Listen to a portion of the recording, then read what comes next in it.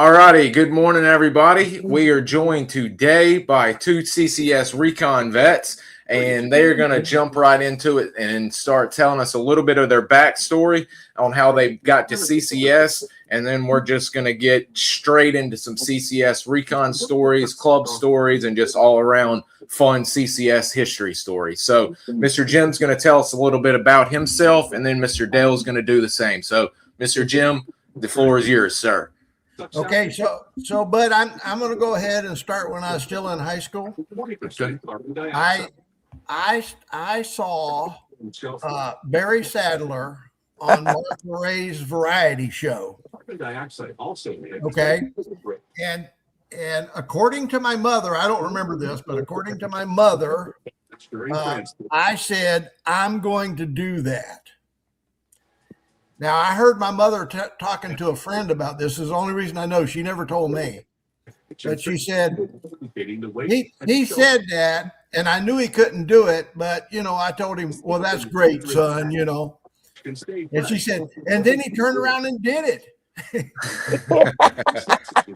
That sounds familiar. I graduated from high school in 1967.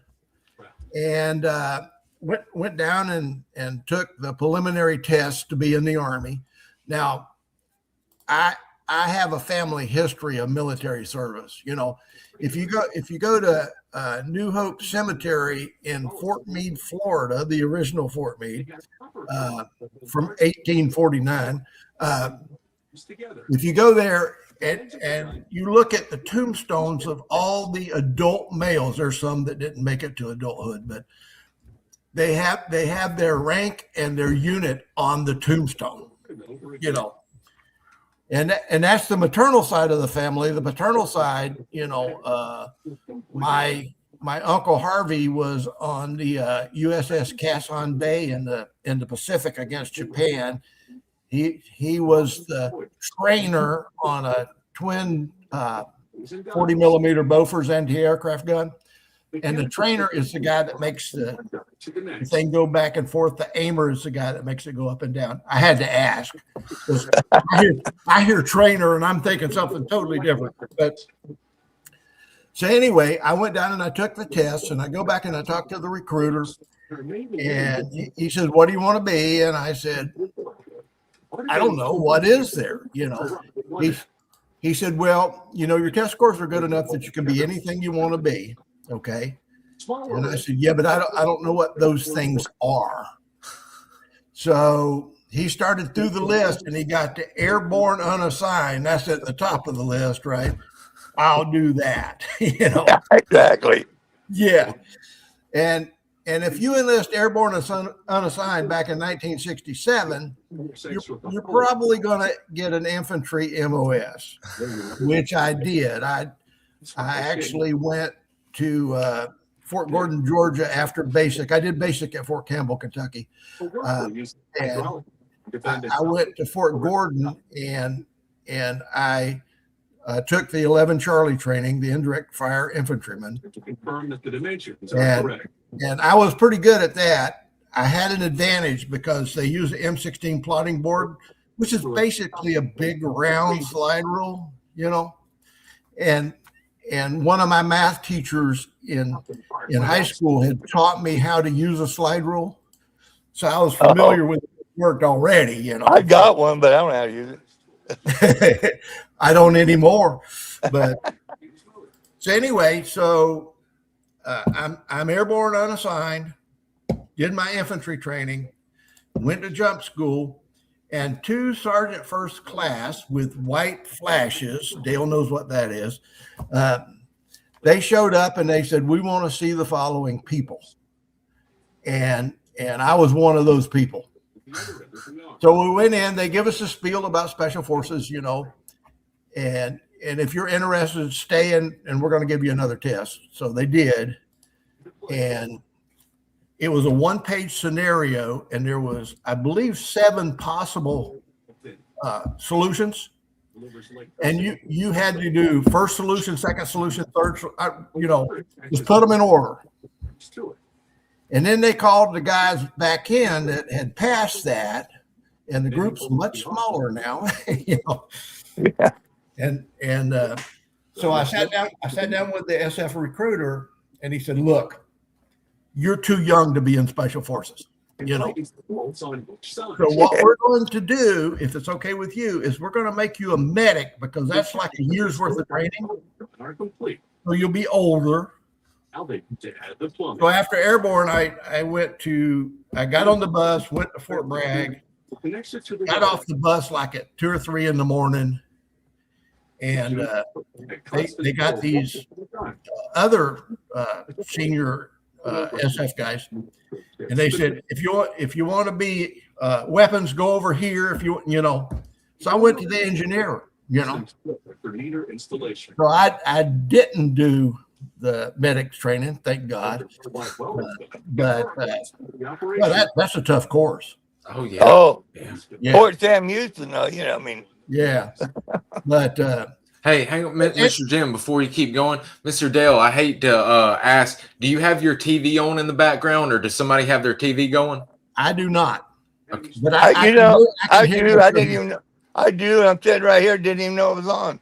It's fine. It hadn't been too loud, but I can just hear it just a bit. I got it fine. gone now. You're good. You're good. Carry on. Sorry about it, Mr. Jim. Sorry about that. That's okay. You sure you're gonna remember what he was? Anyway, I graduated from engineer training. My entire engineer class went to either the 3rd, the 6th, or the 7th, which were all at Fort Bragg at the time. I went to the 3rd. Brian Stockdale went to the 3rd. I think Fred Winters, and I'm doing the CCS guys here. I think Fred Winters went to the 6th, but I'm not sure about that. But it was either the 6th or the 7th. And they took my entire engineer class, sent us back to training group, and we did the operations and intelligence course. So I got some pretty good SF training. I got 16 months there. Did you? Well, so now I'm in 3rd group. I'm assigned to clean group headquarters every other night, you know. and every Monday I was calling Mrs. Billy Alexander, saying, "Where are my orders for 5th group?" You know. And one Monday I called and she said, "Jim, your orders are at group headquarters." And they have me cleaning group headquarters at night, you know. So when I went to check out, you know, the sergeant major says, "Dave, where'd you get those orders?" And I said, "I don't know, Sergeant Major. Somebody just handed them to me." So I'm off to Vietnam. So there was probably, from my class, there was probably 30 guys on that plane, you know. Really? Yeah, and a lot of us went to, you know, one of the CNCs, you know, like John St. Martin. You know, we've talked about him before, Bud. Yeah. And anyway, there was a lot of them, and but Stockdale, Winters, and myself, and Henry Thurston, who was an E7, and I don't know what he did, but it's probably operations and intelligence because he was an E7. But there was 7 of us that volunteered for what they called special projects at the time, and that went to CCS. And so Dan Hall was, and Troy mentioned him yesterday, by the way. Yeah, Dan Hall was 2nd lieutenant at the time. By the time I left, he was a captain in charge of recon company.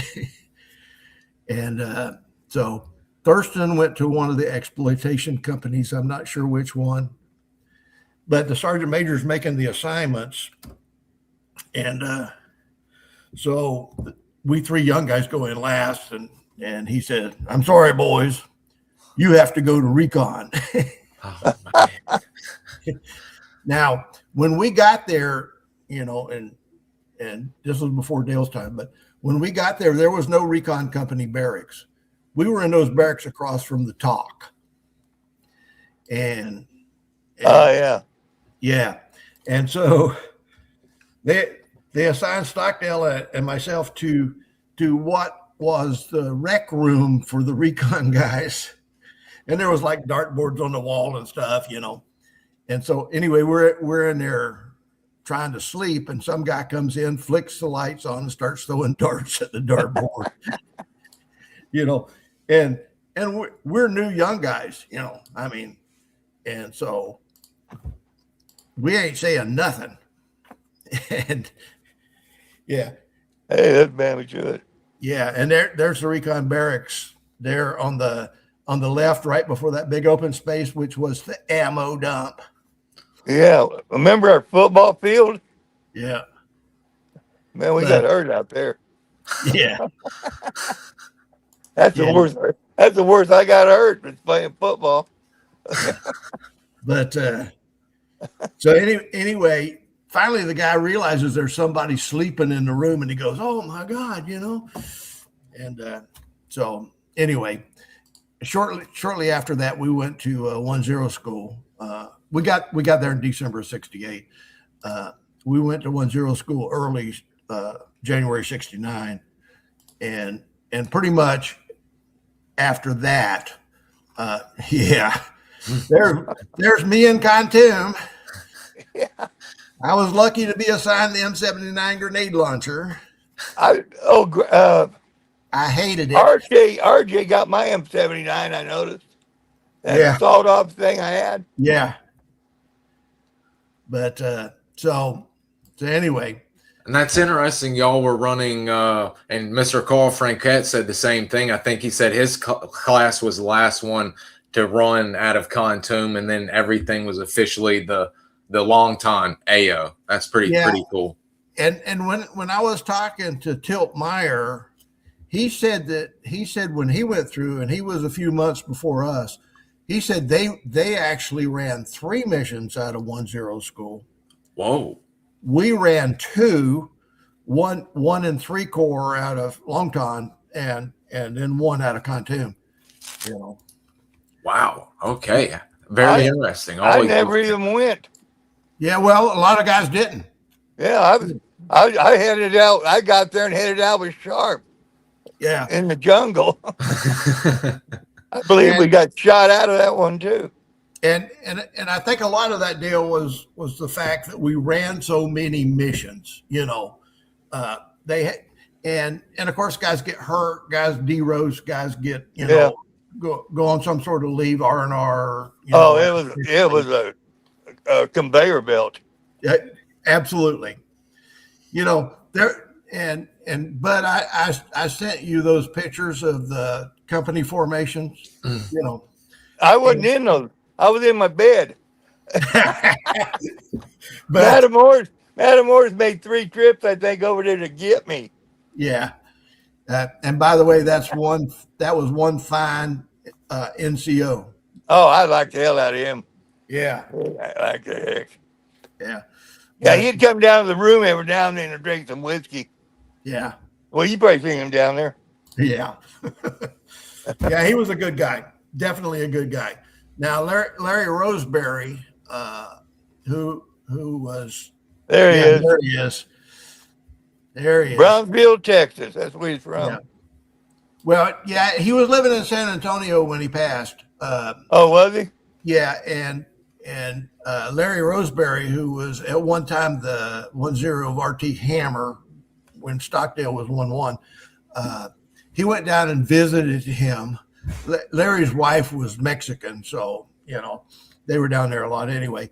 But he said the sergeant major really didn't know what was going on at that point. He had Alzheimer's pretty bad, so So how old was he? He was pretty old at that point. I mean, he was pretty old when we knew him. Yeah, he was pretty old when we knew him. Well, yeah, but when I showed up, I'm a 19-year-old kid. Everybody was old. Yeah, that's true. Yeah, that's true. Yeah. Now, everywhere I go, I'm the oldest asshole in the group. Yeah, I am. I'm the oldest guy anywhere I go. Yeah. So tell us your story, Dale. Oh, my story. Oh, yeah. Well, I was a pole vaulter. I graduated in '65, and I was a pole vaulter. I mean, a pretty good one because I got a full ride at college, and I was at USC, and I decided I didn't went to college about 5 months, but I was sitting in a campus dinner or whatever, and I told the quarterback, I said, you know something, hell with this. I walked out the door, left, went back to Bakersfield, and a friend of mine, Wayne Hatfield, which is on hospice now in Bakersfield, he's dying or something. He ain't died yet. He's hanging on. But we joined the Army, went to L.A. and joined the Army together. And I spent basic training at Fort Ord, which is pretty nice duty there, Monterey and Santa Cruz, and AIT there. But right between basic and AIT, I talked to a special forces guy that was showed up, and I said, well, hell yeah, I'm going to special forces for sure. And they already set me up. I went to AIT and went straight to Benning for jump school, and from there straight to Fort Bragg. Damn. And yeah, I took communications. I got to sit in a room with a headset on and learn Morse code.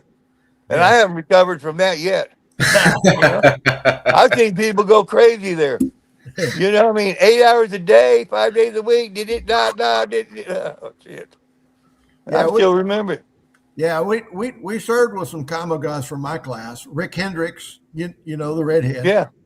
Yeah, a real badass redhead, I might say. DSC, man. Yeah. And Warren Watson and Mike Boster. I can't think of the other combo guys, but like I said, my class really hit the CNCs hard. Was that group?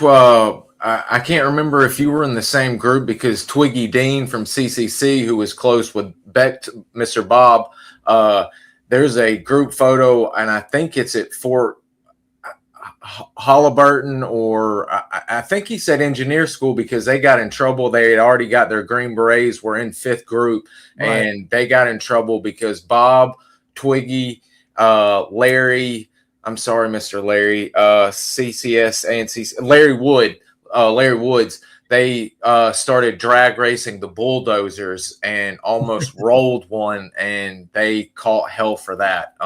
So I was, were they in your same group? SF No, group? I was running stolen goods for the sergeant major at Fort Bragg. He had a gas station off post, and so he'd say, well, you want to drive this 2.5 ton truck over to my gas station? Oh, hell yeah. It had stuff in the back of it I didn't know. But I in training group there, I had a pretty good time. One time I threw a cherry bomb in one of the toilets on a Friday, when everybody was getting the weekend off, and everybody in the damn company knew I did it, and they were mad, the 8-man rooms, and I'm standing there, and the people are looking at me like, if they had an automatic weapon, I wouldn't be talking right now. But pretty soon, they came over to the intercom, and they said, everybody's free to go. We got the guy. And I'm going, well, no, they don't. I'm right here. And what happened is we didn't even find out till we came back after the weekend. But a guy went down there and ratted me out. And they threw him out for ratting me out. Yeah, man. I don't know where they think they sent him to Alaska. Wow. But I got when I got out of there, graduated, I went straight home for a 30-day leave and to Vietnam. And not another person. They went everywhere else but Vietnam.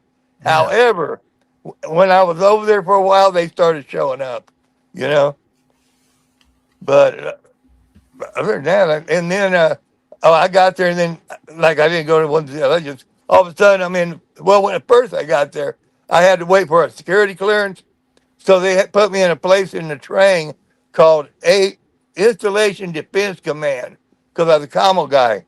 So I got a bunch of, radios everywhere, headsets flying. I didn't even know which one was going, And I got to call in airstrikes, artillery strikes. Oh, I just blew things up, man, for about a week. For about a week there. And then finally got my orders and went to Bammy to it. But I was, How'd as you soon as get I orders got to there, Bammy Toohey? huh? How'd you end up getting orders to Bammy Toohey? Volunteer like Oh, everybody. volunteered. Okay. I told him to put me in the baddest ass place there was. And that's where it was, I guess. But I got down there and I wasn't there for long, and I went out with Sharp on, I didn't been in Vietnam for 3 weeks, you know, and So on it went. And you then went Sharp left. you Sharp went left, out. and Yeah, you went out with AJ, and yeah. AJ was in my class. Oh, really? Yeah. Yeah, they got me. They got us there in that picture, and they said Costello was with us. I No, don't think so. He wasn't. He didn't go out with us because no. he's kind of you wouldn't forget if he was out there with you and 6 people. Big old boy. Yeah, but That's I'm another losing thing. my memory, but I know he wasn't there. No, and I don't remember him being there either. Okay, but he Because did that have a picture bicycle. was taken right off the helicopter. Yeah, he did have a bicycle he rode around camp sometime. Yeah, I said that's the one that Schreiber was on. However, see, that one he's on's got fenders Uh-huh. and brakes and stuff, and mine didn't have none of that stuff. It had nothing. No fenders, no brakes. It had coffee beans on top of it. The Well, guy was just shoving it through the woods and didn't want to give them up. yeah. Wasn't there some dispute when you called in and said we Oh, got a bicycle? you mean I captured a general? Uh-huh. And yeah, we had us a general. A general. There he is there in his loincloth. I got drunk with him a few times. Yeah. Shot the dartboard with a 9mm. Yeah. That But was a good night. but we had our CAC 199er pads, where we could send messages, and Oh yeah. we would have some words, and Yeah. the day before, and I think it was the day before you guys captured that bicycle. Exactly. It was on there as a general. Yeah. And when I told them I had a bicycle, they thought I had a general. I told them, I said, I'm about ready to shoot that fucking general. If you don't get us out of here.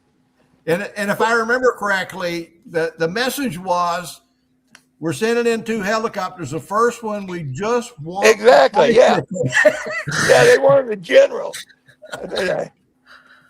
I can only imagine the faces of the boys that showed up. I on had that only truck. helicopter with one hand and my other one on the bicycle. It was going with me. I didn't care. See, Bud, why I want to tell those types of stories, because everybody was in combat, everybody. Yeah. But to me, these are the important stories. Yeah, Oh, absolutely. yeah. These are the. How about I got beat up by a monkey? How about that one? Yeah. Me and Ronnie go out to this joint, and I still had my recon team, Nate Coo, kid, RG Pick. They ran with me after, that Adley left and all that. But we go out to this place. I don't even know where it was. I think we launched out of Bammy to it. But we get out there, and there ain't nobody out there. There was a village there. And I sent Nate Coo up there, and he talked it over with them. They hadn't seen NBA in, I don't know, a year. So I radioed back a little code saying, we got to stick around. We've got action. Yeah, we didn't have shit. I just stayed out there. But I had a 22, one of the silencers, Brownies, and there was a monkey up in a tree. So I shot it in the head, and it fell out of the tree. And I was sitting there looking at one of them raggedy ass looking things with the real skinny arms, long. And all of a sudden the thing woke up. I just winged it. And I had a monkey like this, just shaking around. And everybody's laughing at me. Gerhard, the OT, laughing. They're rolling around over there. And that monkey was me upside the head. He had a reach. I mean, a reach. Yeah, But finally, I I finally killed him again. And Nate Coo took him up and gave him to the villagers so they could make monkey stew or whatever they did. But we stayed out there for about 8 days laying in the sun. You know? You guys had an elephant man up there and stuff? Yeah. Hey, Well, you have a good monkey story about teaching a monkey, trying to teach the monkey some skills, don't you? yes, I do. You know. Oh, And, you were in on that, yeah. yeah. The Brian assassination. Stockdale and I. Yeah, you I know, hit that monkey. the monkey's name was Curly Uh-huh. after Tribune. Exactly. Yeah. And so, and I forget that dog's name. It wasn't Omega, you know, but it was that other dog, the sandy colored one. Yeah. He I don't was, remember his name. that's the Yeah. one. And That's you see, it. he's after that monkey. Oh, You know? yeah. I wish he'd have got it, but Yeah. his days are marked anyway. Yeah. So Brian and I decide we'll teach the monkey to defend himself. Oh God. So Brian had a 25 automatic pistol that his granddad had sent him. And so we cocked the pistol and gave it to the monkey. Okay. I remember that shit. Jesus. Yeah. So as it turns out, a monkey will only shoot a pistol once. And after that, if you pull out that pistol, that monkey goes nuts. Oh, yeah. So we decided that wouldn't work. So, you know, being the Were you thinking it might commit suicide? yeah. So being the smart guys we were, we decided we'd give the monkey a grenade. Oh God. So Matamoros comes walking into his office, and That was his monkey. yeah, the monkey had the grenade held in his feet, and he's pulling on the pin. Brian and I had a private meeting with Sergeant Major Matamoros. Yeah, I had a couple of those with him. Yeah. Remember he always played horseshoes? Oh yeah. That was his way of getting back at you. He'd go out there and beat your ass in horseshoes. Yeah. And Well, I'm trying to bring up a picture of why you guys named or nicknamed the Colonel Curly. There we are. There's There's Curly. not much curls going on there. Yeah. no. And let me tell you, you know, you see that picture, and it is completely bald. There's no stubble. Oh, there was no hair that there in was 91, every 93, day. or 99. Whenever I was at the store, I think 99. Yeah. He was there. He looked good. Hell, he looked fine. Yeah. He looked just like Curly. Yeah. Nick Katzenstein, Mike Ash, and myself attended his funeral there in Albany, Oregon. Yeah, that's what you said. That's cool. Yeah. You remember that Major Cap? Oh, The dancing yeah. bear. I came back from an operation one time. I went there for the debriefing, and I was sitting in a chair, and I was beat, man, tired. And he came up, he says, "Get up." And I got up, and he put his feet in that chair and started doing push-ups. And I'm standing there going, I wanted to pop that sucker. So Well, he only flew at 6,000 feet when he was in a helicopter. well, you know, we called him the dancing bear because they had a rocket attack down south, you know, and he was a South Launch Site commander. And I was told, I wasn't there, but I was told that because he couldn't get out the door, he ran through the wall. oh. Too bad somebody didn't know what bunker he dove in. Like the cartoons, leaving just a hole. You know, yeah, he wore a flak jacket all the time. You know? Oh yeah. You mean that little camp at Quanaloy? Yeah. What was that about? That's the smallest camp I ever seen. Inside the camp. Right. It was right by the movie theater there. I remember me and Gerhardt, we were standing over in that chow line. Like if you're standing in front of that little camp we had, and the chow line is over that way. And we were standing there. I think I had a Swedish K, and Ronnie had some off the wall foreign weapon. And these MPs came up and told us that we weren't authorized those guns. And I went, "Oh yeah, follow me." And I took him right over to that front gate. and they nabbed their ass before they got in there. And that's when I think Cap came out and read them their rights. You know, my men carry whatever they want. You know. There's that's Quan Loy, isn't it, right there where Doc Quackenbush is right here? Yeah, that's Quan Loy. What's the left of it? Yeah. I think I spent more time at Quan Loy than I mean, they were always sending me there for some. I think it's trying to off me. You know? Hell, I went to fish hook 3 times. Isn't that enough? And Bud was talking about anybody ever deny a mission or turn it down? Yeah, me and Ronnie did. They put us in a bunker. And we sat in there and drank beer and smoked a joint. Well, they were deciding what they were going to do with us. And finally, we negotiated. We went in to Gulf 80 with a reinforced recon team, which meant we had 5 other guys and a lieutenant, and I can't remember his name, and then what else? Oh, they B-52s, that dry lake bed that morning early. So when we got there, the trees were still burning, and we spent, I don't know, an hour there and got run out. I went in 3 times in that area, and I think I spent about 4 hours on the ground total. Yeah.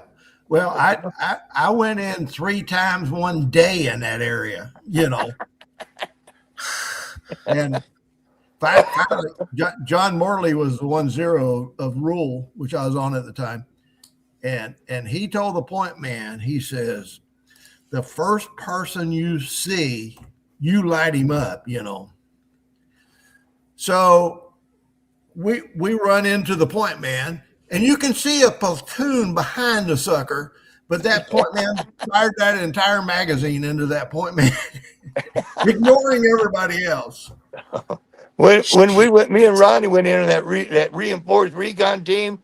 I walked point, and Ronnie was the tail gunner. Yeah, I don't know what we was trying to prove, but you know, nobody else wanted to walk point. I think it was. Yeah, and Bud, you have to realize where we're going here. This is like Cosvin headquarters. And there's 50,000 guys. Did you see all the campfires before you get on the ground? There was goddamn campfires everywhere in the jungle coming up. I mean, so try not to land in a campfire. Yeah, and this amounted to nothing, but one of the recon teams found some rockets that were stored, and we went in. That was me. That we went in. We was gonna blow it up.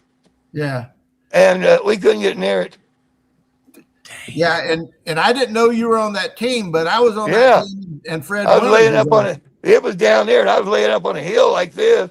Yeah, and there were people everywhere. That's when I saw the biggest half centipede I ever saw. It was about a foot long. Crawled right by me. I'm going, ah, shit, that's what I need. Dang. Yeah, I was in there.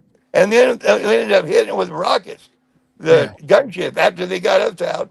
And I think we had about 30-second delays on those satchel charges, which wouldn't have been, we needed about an hour to get away from that thing. There must have been 3 stories in the ground because that thing went off. Man, Winters and I were carrying satchel charges, and when we pulled out of there, I ignited mine. Are you the guys that found it? You guys found it? No, we never got there. Oh, we kept running into people. Yeah, I never got near where I wanted to go. Yeah, I mean, I was laying on the side of a hill looking at them. I know I ain't going down there. Yeah. What do you think, Bud? I mean, that's that. And the fish hook, you mentioned how bad it was that's the place where Jerry's mission took place, wasn't it? Exactly, the place that we was in. Yeah. Is that where Mr. Bill Krosky went well? No, it was north of there. He may have been in the Parrot Beak. I'm not sure because my memory fails me right now. Could have been. And it really wasn't my mission, but Morley and I were the bright light team, okay. And fortunately, they never put us on the ground. Yeah, there's Randy Harrison and Harold Bill Krosky. Yeah, man. Yeah. And he's one of the other New Jersey guys like Tilt, isn't he? One of Yeah. Him and Tilt. Yeah. They went to the same high school. I think they played on the same football team. That's what I thought. Tilt mentioned he might have been quarterback for him. I think he was. Yeah. Wow. Yeah. This But SOG world is so small. Once you get into talking to you Oh, guys, it's well, right now, you know, I'm remembering all kinds of crap now. Yeah. Oh, and I got really bored one day and decided I'd just run recon by myself. Yeah. But I heard the chopper leaving with the team, and I wasn't on it. Yeah. Man, that was a thick feeling there. Hey, yeah, but I like the way you describe that. I wasn't lost. I knew exactly where I was. Yeah, I knew exactly where I was. I heard the chopper leave. Yeah, yeah. I went. What I did was the whole thing started. I was talking to the sergeant major, and he was going. I had 18 days left in the Army and Vietnam, and he was going to put me in the goddamn weapons room. I said, "No, you're not. I'm not working in there." And then Blair walked in about that time, and he was getting ready to go out. I said, "Besides that, I'm going with Blair, the third American." And Blair goes, "Yeah," and I did, and that's where I messed up. We were sitting out there in the brush, and I said, "Look, why don't I just?" It was going to find a road. That was it, a road watch type deal. And I said, "I'll tell you what." I had an ERC-10 radio because his team had the the PRC 25, and I didn't go anywhere without a radio. And I said, "I'll just go look for that road. You guys just hang out." And I did, and I found it, and I went on the other side of it, messed around, heard a noise, and then I didn't know where the hell it was. So then it started raining. I mean, raining hard. Yeah. And I could have walked through an NBA village that would have stopped me. It was raining so hard. But I wandered around there, and you can't just go, "Hey, where you guys at?" I didn't know who was behind what tree. So anyway, I've wandered around there, and finally I hear helicopters coming, and I ain't even close to where they are. And I heard them leave, and I tried to get hold of the fact, couldn't do it. And finally I did, and I don't know how many hours I was out there. I had undid my map so I could see South Vietnam, and that's where I was heading. I was either going to head there or Bangkok, one or the other. But God, they finally came. In fact, they were a little leery about picking me up because they have North Vietnamese that speak English, and I'm out there by myself, and finally I had to tell them I'm the guy without the teeth. I had my teeth knocked out, and they go, "Oh, okay," came down and got me. But I got a hold of after a while, the pack was still up there, and I got a hold of him with that ERC-10. It's the only thing that saved me. If I hadn't had that, I'd still be walking. Yeah. Damn. I mean, some of y'all's stories are just insane. And we were talking about, both of y'all mentioned Mr. Stockdale. How did he become known as Bullet Magnet? Well, because every mission he was on, somebody got shot, Yeah. But I think I may have told you this story before, but he is out with Wayne Durst, another classmate of mine. And by the way, Ron Gearhart was a classmate of mine also. Really? Gearhart was? Yeah. He was a roommate of mine in Riverside. Yeah. After the war. Yeah.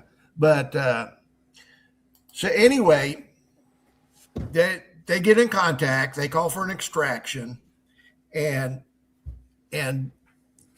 according to Durst, and you know how the adrenaline pumps when you're out there, when you're getting shot at. So yeah, according to Durst, the indigs weren't getting on the helicopter fast enough. So he grabbed one by the collar and the seat of the pants, and he threw him into the helicopter.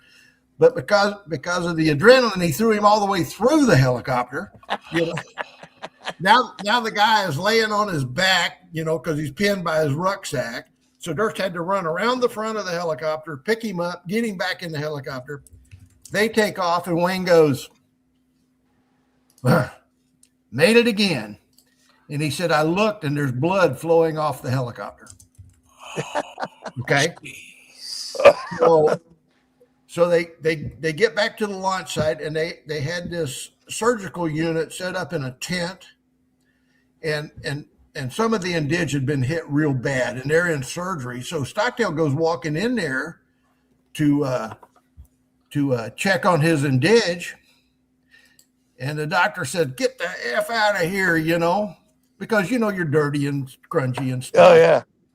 So Brian turns around to leave, and the doctor said, "Whoa, wait a minute, you can stay." There's a piece of shrapnel sticking out of the back of his head. Oh yeah. Durst was the only guy on the team that didn't get hit. Period. Dude. Where were they at? Where did they come out of? It was one of the southern targets. I don't know. know Good one. Yeah. Most of them down there were bad, but I remember Sierra 71 and Gulf 80 as being exceptionally bad, and I ran both of those. And up north, Tango 51 was bad, and I ran that one too. I was on that reinforced recon thing. With getting shot out. We had two slicks there, of course, and then a gunship. But I look out the damn door, and there's Gerhardt out there running around trying to find a place to sit in a chopper. Finally he got in, and we got out of there. But yeah, and I don't know after Adley, I don't know how me and Gerhardt got together, but hell, we were running recon. I don't even think we had a name. Right. I think we were like free agents or some shit.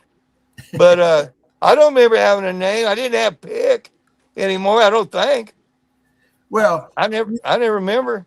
Yeah, my email address starts with RT Rule.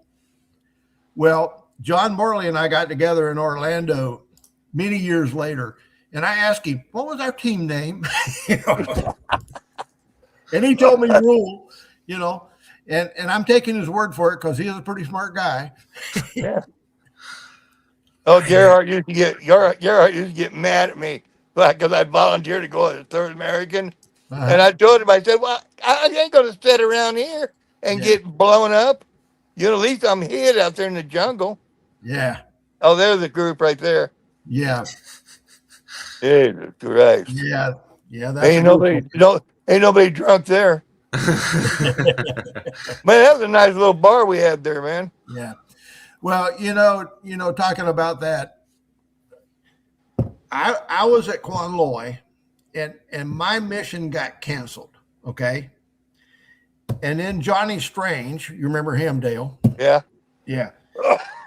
Johnny Strange, 1-1 got sick. So I said, hell, I'll go with you. Hadn't been briefed or nothing, just get on the helicopter and go. That's how I was with Blair. I was shit. Oh yeah, I'm packed. Let's go. But that's the way it was at CCS. I mean, we were definitely a brotherhood. Well, I didn't know much about C and CCN. It never was discussed, actually. But our place was laid back, man. Yeah. I mean, it was no, I don't even know if the military existed in that group. Right. We were just there, a club. Yeah. Y'all's, and I think you wrote in your notes, and I've always asked Ernie about them, but the hippie pants and the floral pattern pants that guys would wear, and customizing the rooms and everything. It seems like y'all went above and beyond with some stuff. Yeah, you shouldn't bring those up because I was accused of stealing some, and I did have them when I got back to the States, but I didn't steal them. I don't know how they got in my luggage. Hey, but I did wear them. He's talking about mine. Oh, okay. Yeah, they were yours. That's and for you sure. should have seen it now. Now I'm 6'2", but Dale's taller than me, and he'd walk around the compound in those floral pants, and it's like high waiters, like knee knockers up. Oh yeah. Oh, they were fine pair of pants. Yeah. I wore them in California, dude. Did you? I California, they'd fit I was hoping yeah. I was hoping somebody would say something about it. Yeah. and talking about that pair of pants, and we're going to go to the end of my tour for a second. Okay. So Sonny Franks, another Florida boy, there was Fred, there was Sonny, and there was myself. Fred Winter. Yeah. We were all Florida boys. But anyway, so Sonny comes up to me one day, and I'd been there a year and a half at this point, so my military bearing was somewhat lax. But Sonny comes up and he said, "Let's go to Bangkok." And I said, I don't have an R&R or anything. He said, no. Here's what we'll do. We'll go down to Tan Son Nhut and we'll buy a ticket on a private airline and just go there.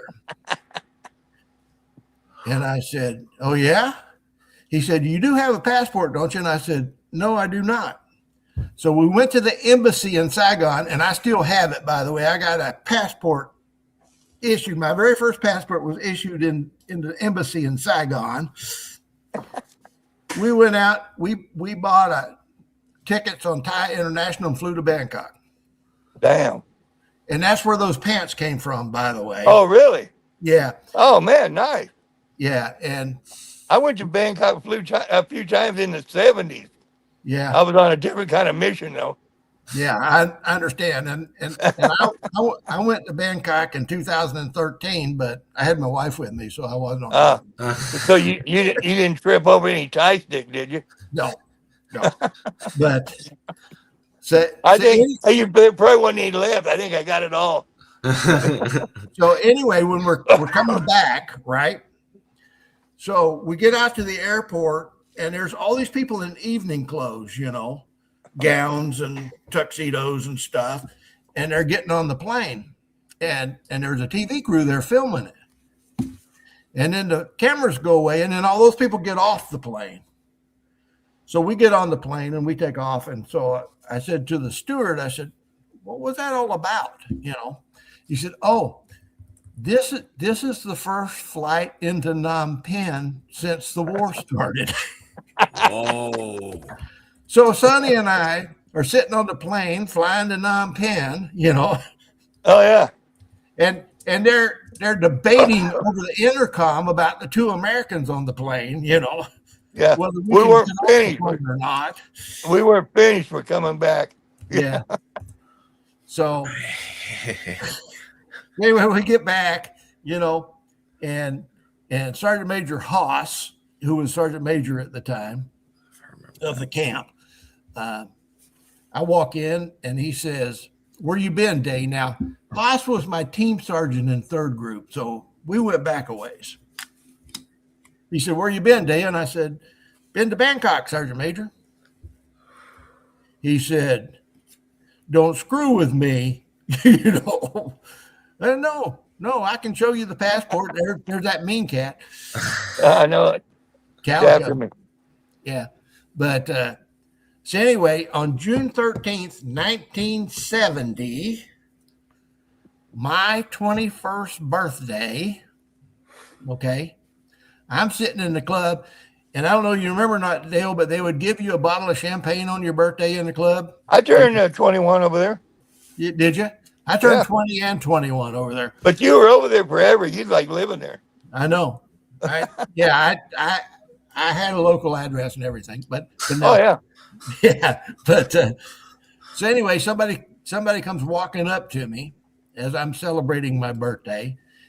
The Sergeant Major wants to see you. Not on my birthday. It's my birthday, Yeah, he said to come get you, So I go over there and he says, "I have a special mission for you, Day." I said, "What's that, Sergeant Major?" He said, We have captured a prisoner. Now, this was during the Cambodian deal, We have captured a prisoner, and you are going to escort him. Sergeant Major, it's my birthday. And he said, I'd have to go to the front gate. Kick his ass out. So I go in there where this prisoner is, okay? The guy's unconscious, all right? Most of his fingers are gone, and the bones are sticking in his forehead from his fingers. There's a strip of skin that's off, and you can see the membrane holding his guts in. Oh, He's got three Oh, bullet and that's a holes. prisoner? Yeah, he's got three bullet How holes. did in you his drag chest. him out? And I said, Sergeant Major, that is not a POW. That is a KIA. Yeah.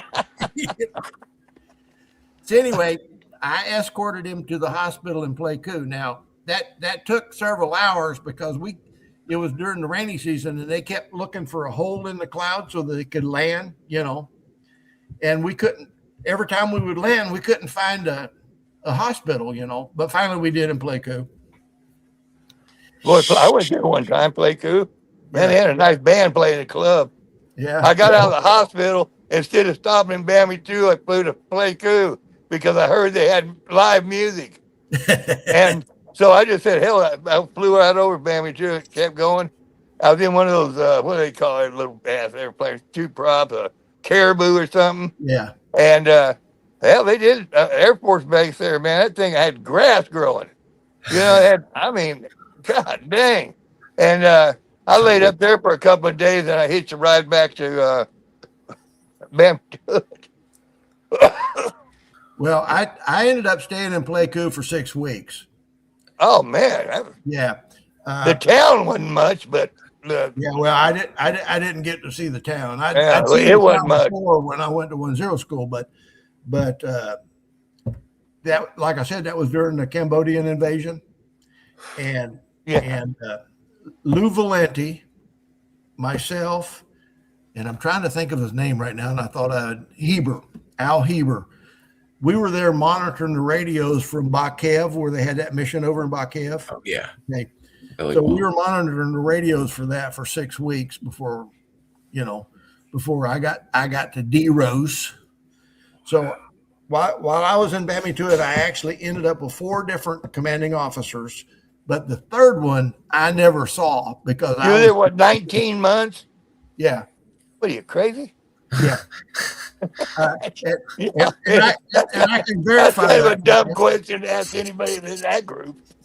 But the thing is, almost everybody from my class that was at CCS extended for 6 months. Almost everybody.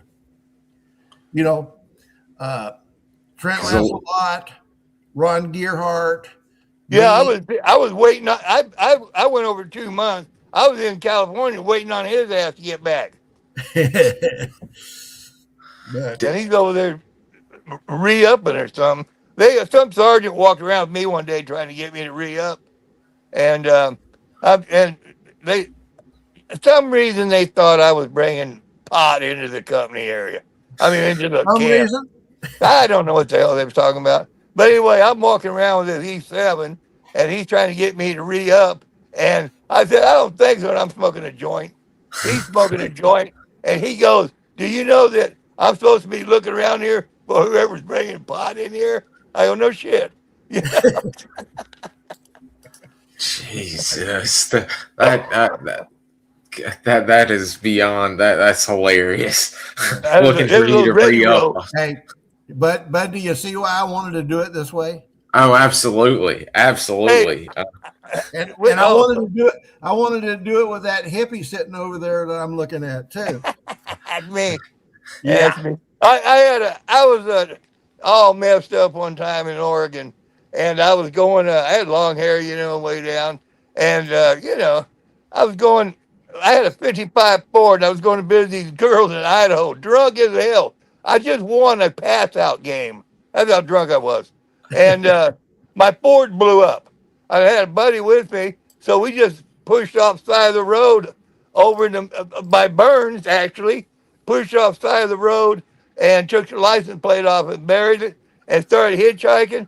We got a ride with a guy who just got out of prison drinking whiskey. And we're on LSD. What a absolute nightmare. A nightmare, Jesus. But anyway, we finally got out of the car that car is in, and at like one of those 24-hour nightclubs, nothing but cowboys, And hell, I got a cowboy hat on. You know, I just got long hair. And one of them said, "Oh, you know, I go home and get me some sheep shears and come back." I said, "Well, won't you get going? I'll be right here." He goes, "Well, what do you have that long hair?" I said, "To cover up my red neck." Yeah. Oh, there I am, yeah. Yeah. That's the bill. That's Naku's village there. Yeah. I'm getting ready to indulge in some wine, I think. I was just fixing to say, what was it like for you guys first getting there and learning you're going to be working with Indig and meeting the Montagnards and the Nungs and such? Well, I don't know about everybody else, but I knew that I would be working with Indians in special forces because that was part of the training. Hey, I didn't know shit when I got there. The first time I knew anything, I was sitting in a room with another guy. And they go, "Are you sure you want a beer?" And I said, "Well, yeah." And then they told us what we was going to be doing. I said, "Oh, shit. I didn't know we was doing that." I had no idea. I got off the airplane in Long Beach or wherever it landed. I was the only Green Beret on the airplane. I mean, period. I was the only one. I got off and I found the liaison, the Special Forces liaison. I gave him the papers, the orders, and all that. He gave me a Jeep, told me which way to Saigon. And I did. I went to Saigon down the dark ass road, ended up in Saigon, getting drunk as hell with a bunch of Aussies. You know? I don't know how he made it back to camp. I wasn't in Vietnam probably 20 minutes, and I was in a Jeep on my way to Saigon. No gun. I had nothing. You know? Were you talking about when you were first getting there, Mr. Jim? Well, when are we talking about getting to Vietnam or getting to Bambi Tuit? Getting to Bambi Tuit and around the big boys, shall we say, in the Indig. Yeah, there was 7 of us on the plane that landed at Bambi Tuit for CCS, you know, and like I said, Dan Hall, the second lieutenant, who later became the company commander for Recon. There was 2 medics, and I don't remember their names. I really had nothing to do with them. They worked in the dispensary, and fortunately, I didn't spend a lot of time there. Thank God. Yeah, and then the guy we called Fuzzy because there was an NFL player named Fuzzy Thurston, and Henry Thurston. He went to one of the exploitation companies, and then the Winters, Stockdale, and myself went to Recon, you know. But that briefing that Dale was talking about, I know the feeling that he had because we got off the plane, we got in the 3/4 ton truck, they drove us to Camp Torres. We went down and we were briefed. I mean, it was that fast. Yeah. And they started pulling down maps and telling us about, you know, at the time Italian green, which was the exploding ammunition. And I thought I'd landed in the wrong country. Well, you know how it was. We lived in Vietnam and worked in Cambodia. Absolutely. You know, that's the way it was. I spent a lot of time in Cambodia, you know. Yeah. Nice country. I felt safe. I felt safe there. Hell. Yeah. It was walking to the club I had a problem with. And walking back from the club, I had more of a problem. Yeah. I lost my teeth in that ditch one time. Yeah. I woke up next morning, didn't have my teeth in. And I'm going, oh, hell. So I ain't shitting you. I went back and I found them. And also I found where I'd thrown up. Jesus Christ. Now, Dale, when you were in training group, did you have any dealings with the guy they called Terrible Torres? I heard the name. He was in phase 1. Okay. E7. All right. So anyway, he shows up at Bambi Tuit, you know, and he recognizes me because all those guys recognize me for some reason, probably because I was in trouble all the time. But so anyway, he comes up to me. He just had the briefing, right? And he comes up to me and he asked me if, you know, that's what really happened around here. And I said, yes, it was. And he said, well, you know, they named this camp after me, you know. And I said, really? Is your name Estevan Torres? Because that's the guy that they named the camp after, and he is dead, you know. Holy and shit. and I think I sent you that link, Bud, on Estevan Torres. Yes, sir. Yes, Sigma guy. Yeah, but yeah, it was Camp Torres, you know, and when the three of us, Stockdale, Winters, and myself, got there was no recon company barracks, you know. We went PA&E, Pacific Architects and Engineers, who are still in existence, by the way, and still doing government contracts. They built those barracks pretty much. Our barracks when I was there. Yeah. Yeah, they built those. Me and Ronnie kicked a wall out of it. Turned into a bar. Yeah. Well, I can't remember who it was, and yeah. I've been outside the bar there. 4, yeah. But I can't remember who it was, but somebody had a reel-to-reel tape player. That was me. I thought it was you. I had it in the bar there. I bought it in Hong Kong. I had 2 reel-to-reels, those Sansui speakers, a Pioneer turntable. What else I have? We have music in there. Anegata Vita. Oh, about 8 times a night. Yeah. Ernie Aker was big. We blasted the sergeant major with that shit. You blasted me with that shit.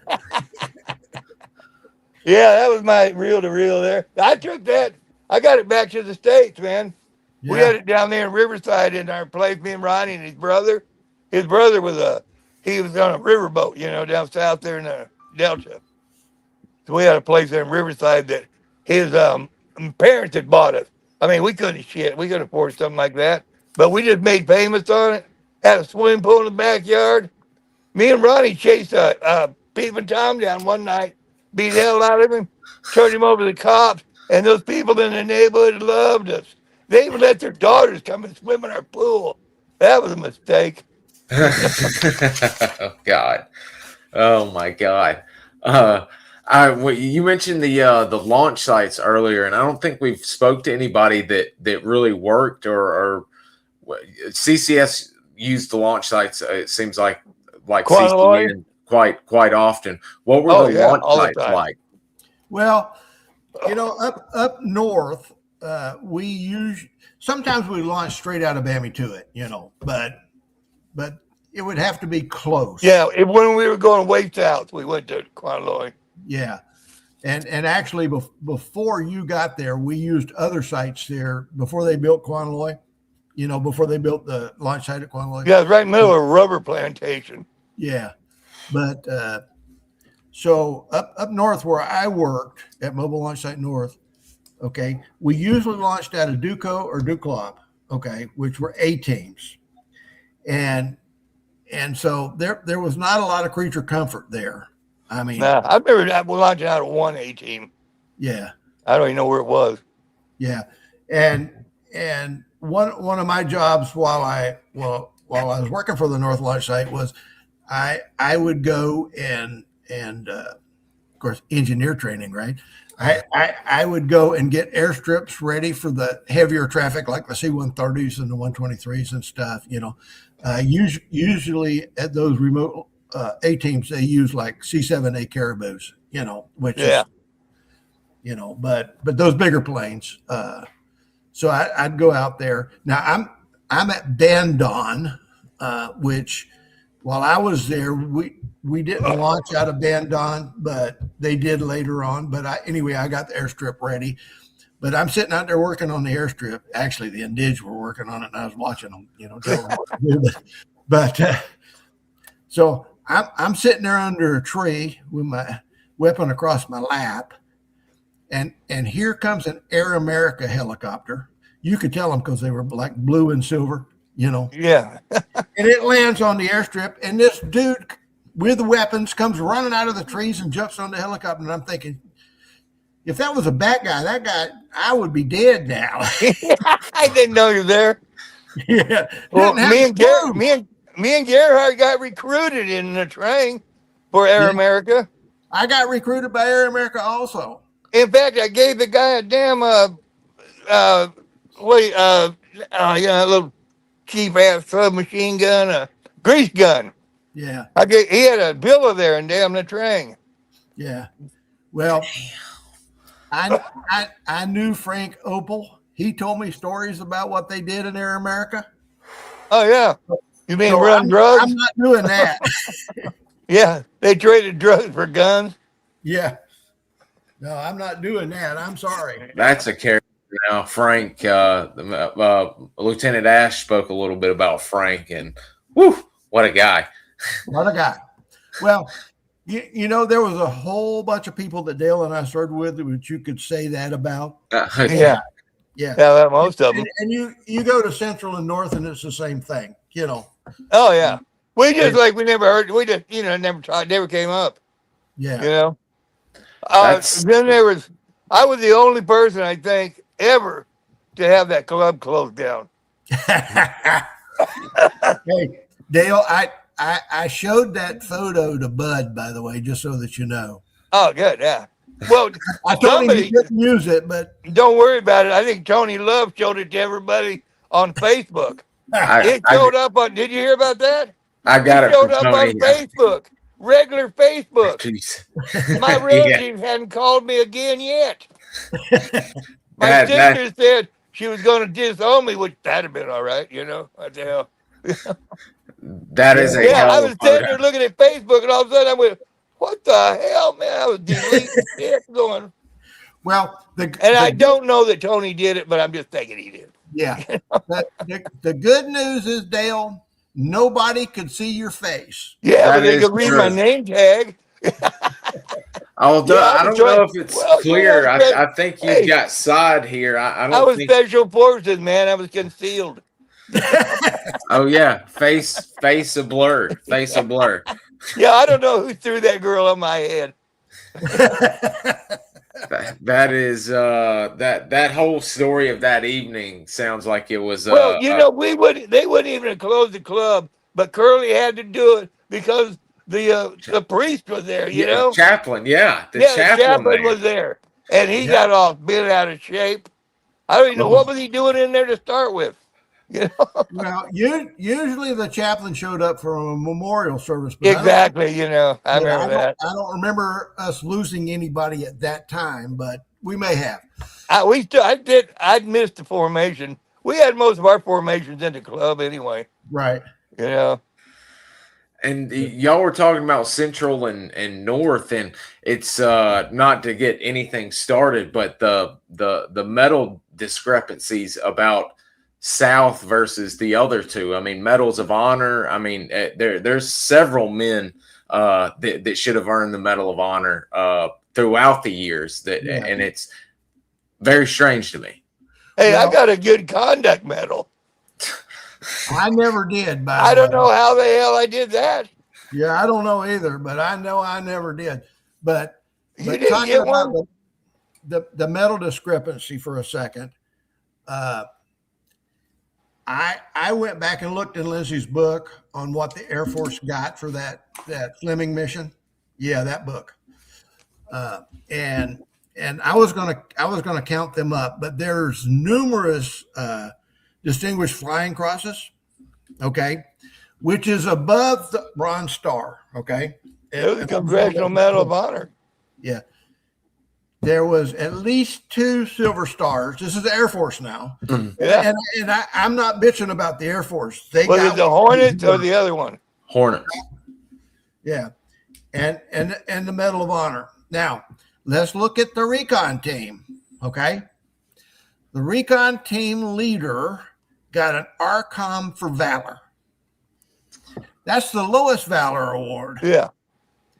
The 1-1 got an ARCOM for valor. Okay. The company commander, who was strap hanging, and he had asked permission to do that, you know, from Curly. He said, I want to know, you know, what these guys have to go through out there. Yeah, Sonny Franks, Randy Harrison, and then Mike Hughes. Yep. And I think Hughes was the guy that came in and was throwing the darts at the dartboard when Stockdale and I were in there.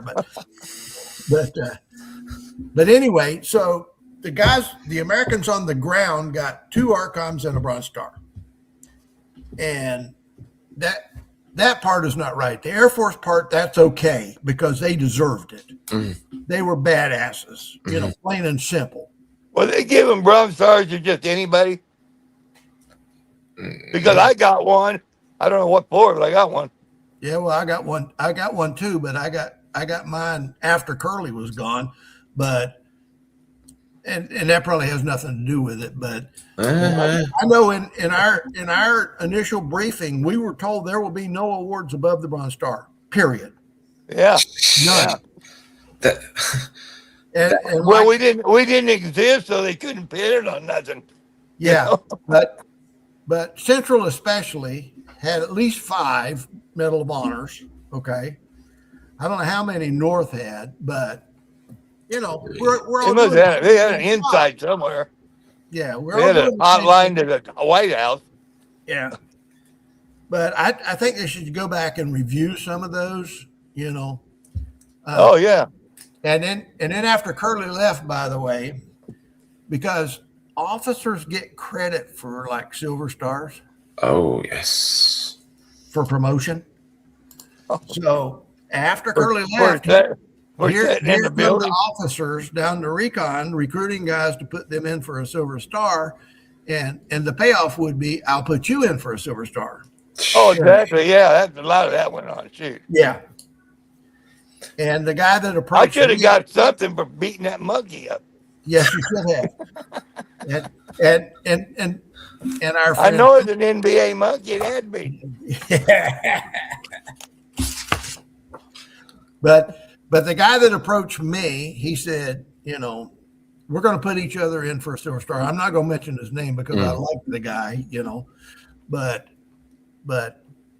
I said, we never ran a mission together. God. And he says, yeah, but what I'll do is I'll go down to S1 and get after action reports and I'll write everything up. All you got to do is sign it. And I said, I can't do that. Sorry.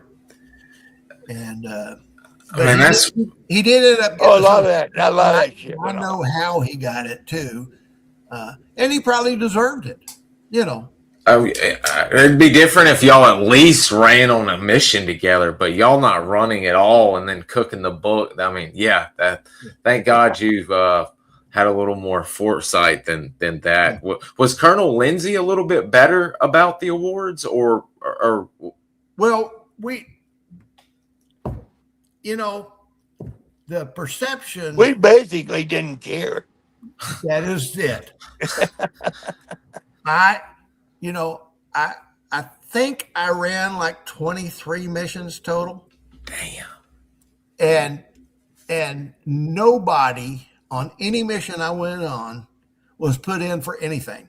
I don't remember nothing. Yeah. I mean, Christ. I mean, we did get shot at a lot, but yeah, I guess we didn't jump up and take one for the giver. Yeah. But getting shot at was part of the job. Oh yeah. I was disappointed, man. I go, what? I'm not good enough to shoot at this son of a bitch. There's another thing I was going to say. What the hell was it? Okay, I'll think of it in a minute here. While you're thinking of that, they sure as heck didn't worry about giving or awarding y'all the Silver Pistol Awards. I had to buy my own, man. When I got back here, I bought a gold one though. Yeah. Well, the thing about that, the Silver 9mm. Okay. What was that? We ran a lot of missions down south. Period. Oh yeah. I mean, oftentimes I would come back from the field, and 3 days later I'm back in the field. I thought I lived at Quanaloy. Yeah. Yeah, I was there a lot down there also. But so the award was based on the number of missions that were run. Okay. So we're running a lot of them all the time. Our guys are going out and people are volunteering all the time, like we were talking about that one mission about the rockets down out of the Fishhook, Yeah. We had 10 Americans on that team, 10 Americans, all volunteers to go do that. Damn. I remember one time we got word that there was a POW camp somewhere in Tucor. I mean, we had location, but I don't remember where it was.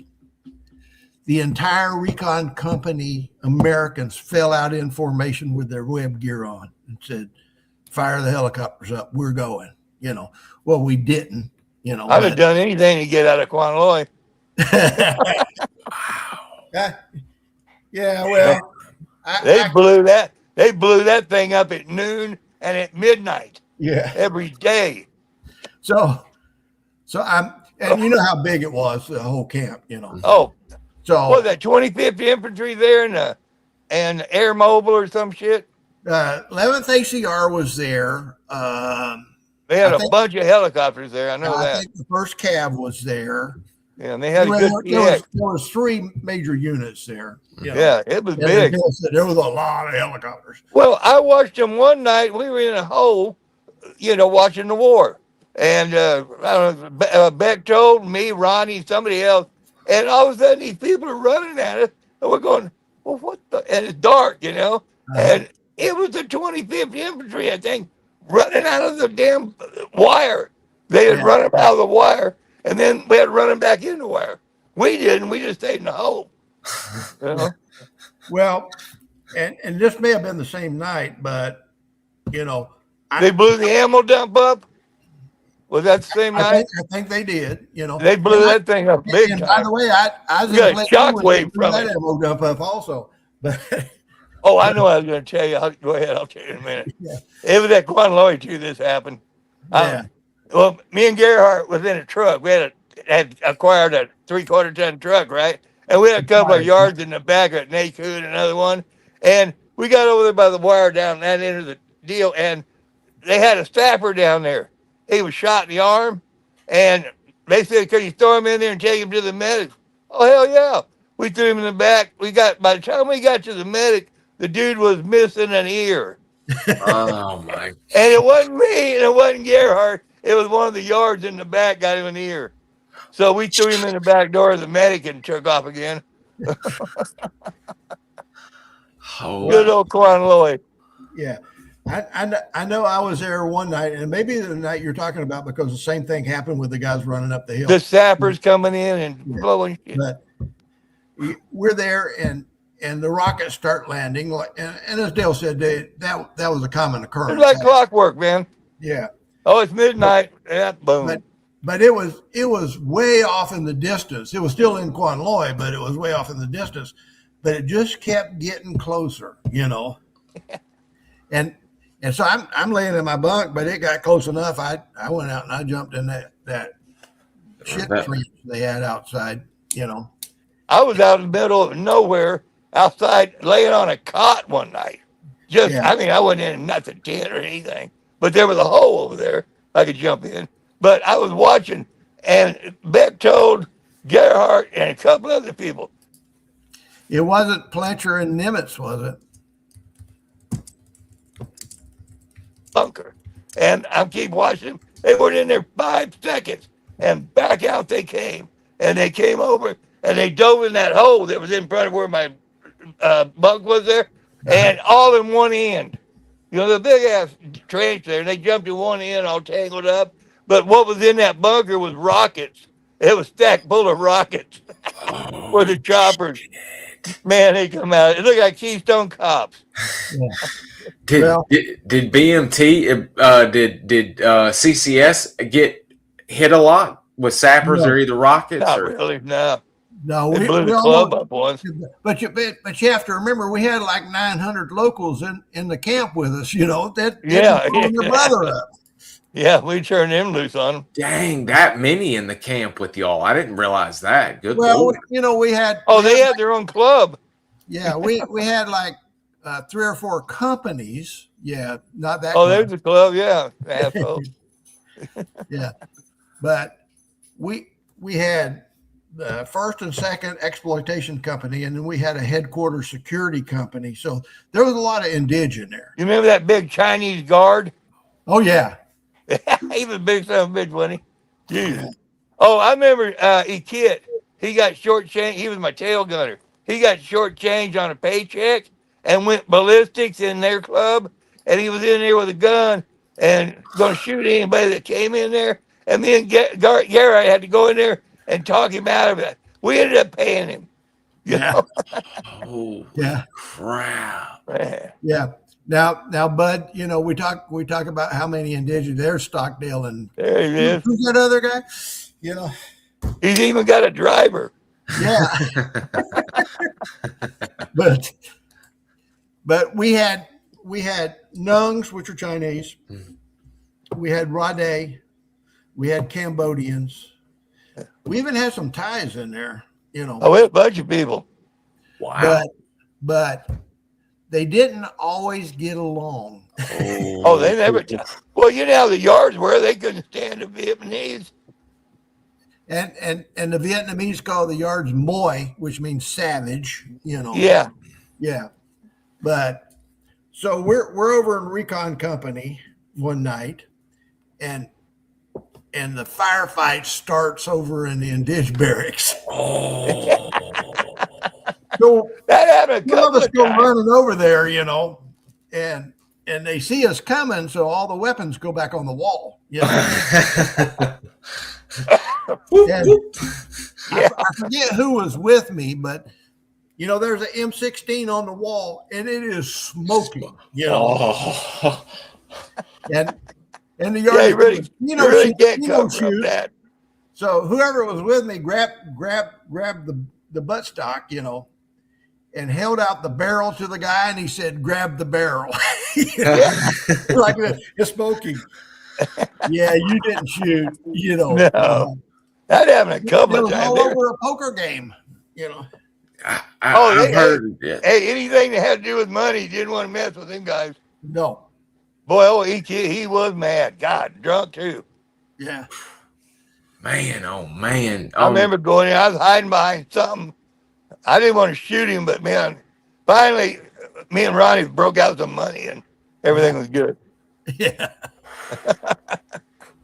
One of the viewers was curious about did you spoke about Bangkok. Did y'all ever do in country R&Rs and getaways? I did not. I went to Taipei. Yeah, that was a CCK flight, and Yeah, for I went on a Blackbird to there, yeah, and yeah. I mailed a Car 15 and an AK-47 from the Air Force Base home to my parents. Are you admitted to a felony right here online? Right, Oh hell right. yeah, man! It's been 7 years. No, but Been way over 7 years. that was common. You know, the Blackbirds, they were actually surveillance aircraft. Oh no, they wouldn't let me near that curtain. No. I said I got No. a top secret, and they go, "You don't ever need to know." Yeah. What I was told by one of the guys on the Blackbird said, see that curtain? If you go behind the curtain, there's a guy back there with a 45. Yeah, and And not he- only there was a guy outside that curtain with a 45 too. And he But I wouldn't landed shoot there. you. I landed there, and I had those guns in a box with like brown paper wrapping with an address. And I just set it up, and the guy just took it, set it down, and I got home, and there it was. Yeah. And that was reasonably common. You'd take that CCK flight if you wanted to send something home that you didn't want to go through the inspection. Exactly. Yeah. Because the stuff coming from Taiwan they didn't inspect. But CCK, That was it. I had a good time in Taipei. yeah. Well, They had an NCO club there from hell.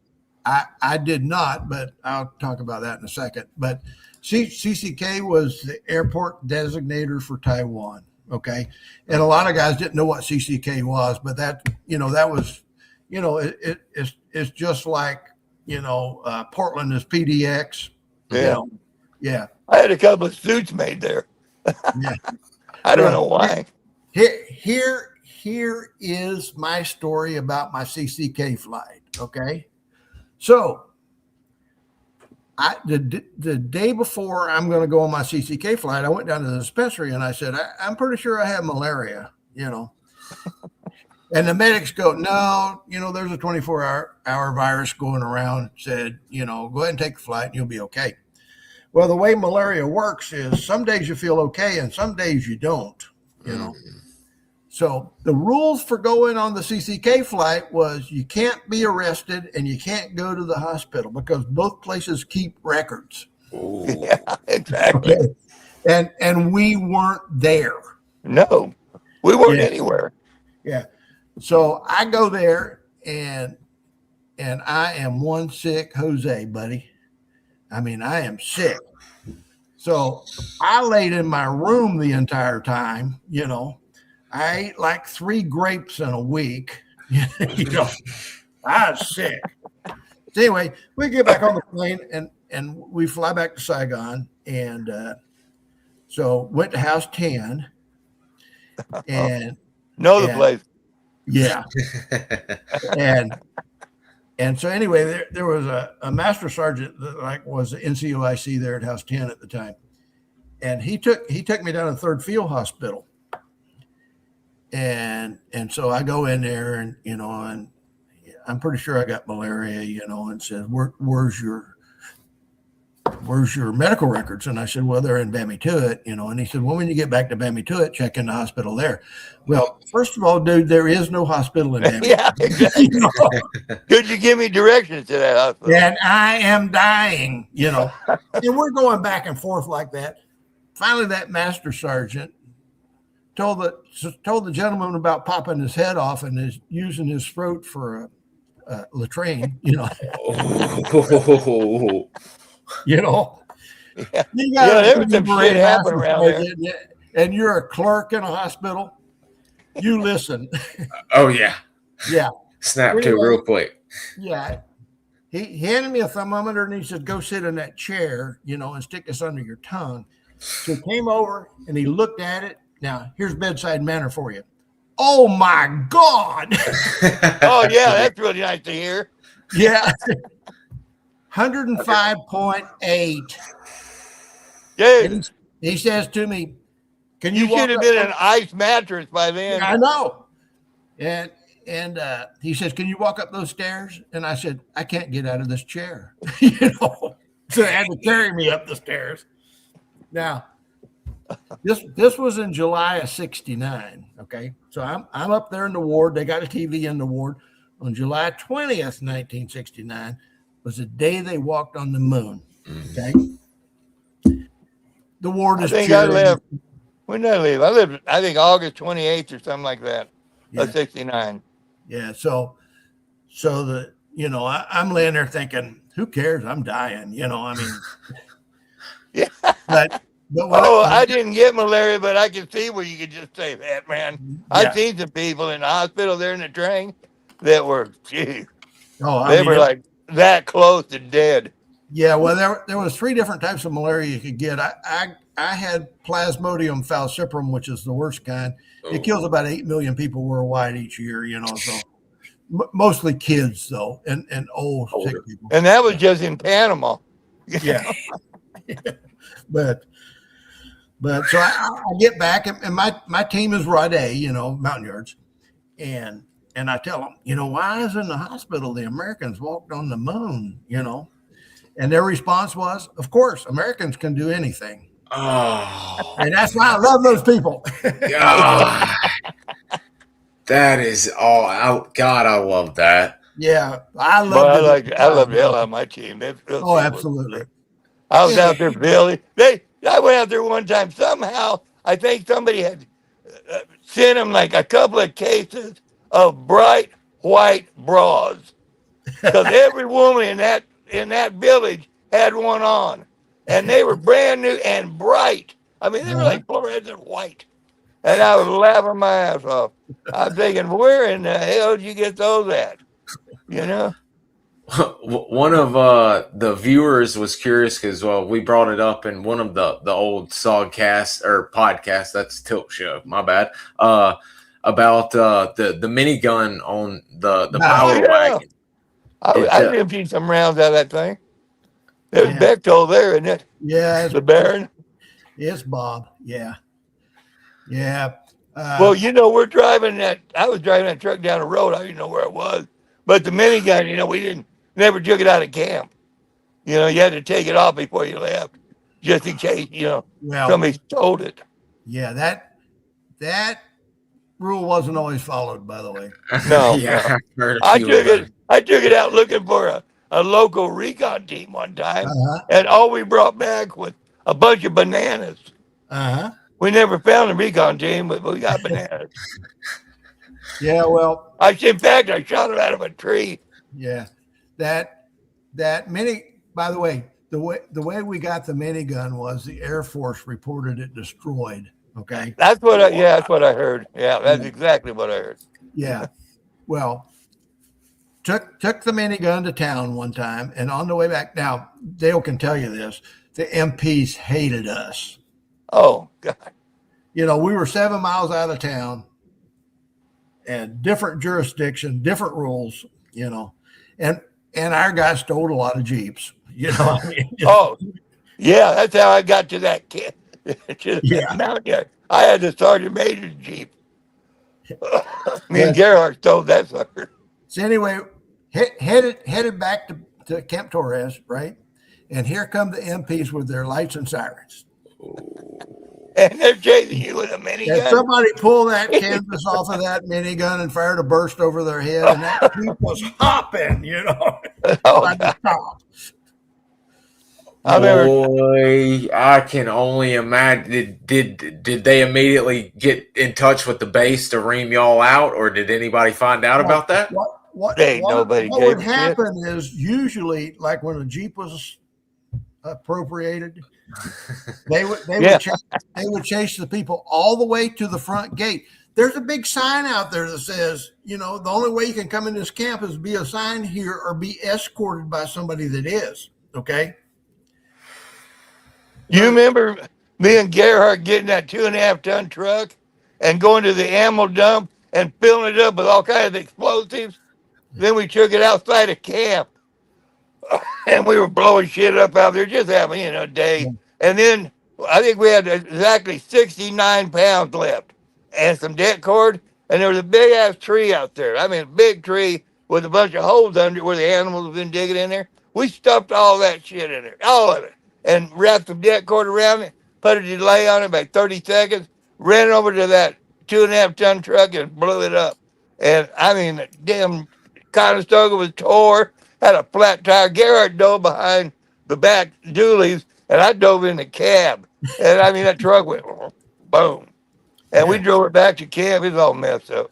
Yeah. But that was it. But they took that tree right up in the air and dumped it back in the crater. Yeah. Well, Brian and I are working at the North Launch site, you know, and we're in Duklop, and the Air Force, you know, when those we call them 17-pound rockets because the explosive was 17 pounds, but it's 2 3/4 inch rocket. You know, when they don't fire, they just take them out when they get back and replace them. You know, Yeah. so they had a Connex container full of those things. There's like 120 of those rockets in that Connex container. So Stockdale and I, we're engineers, right? We'll get rid of them for you. So they had a pit out there where they blew stuff up outside of camp. Oh, you mean yeah, I know where it was. Yeah. I threw a grenade in there one time. Yeah. I had to clean it And a out lot a of little people bit. did. But we took those rockets out there and put them in that pit. And then the A team had this old 30 caliber ammunition for machine guns that was all corroded and stuff. You know, they were for their 1919 A4s, you know, and A6s. So we put that on top of it. So there's about 300,000 rounds of that. And then we put 6 cases of C4 on there, primed. And then we lit it, and down the road we go. Well, that thing went off, and about 600 feet in the air, it was like an explosion of the rocket motors, you know.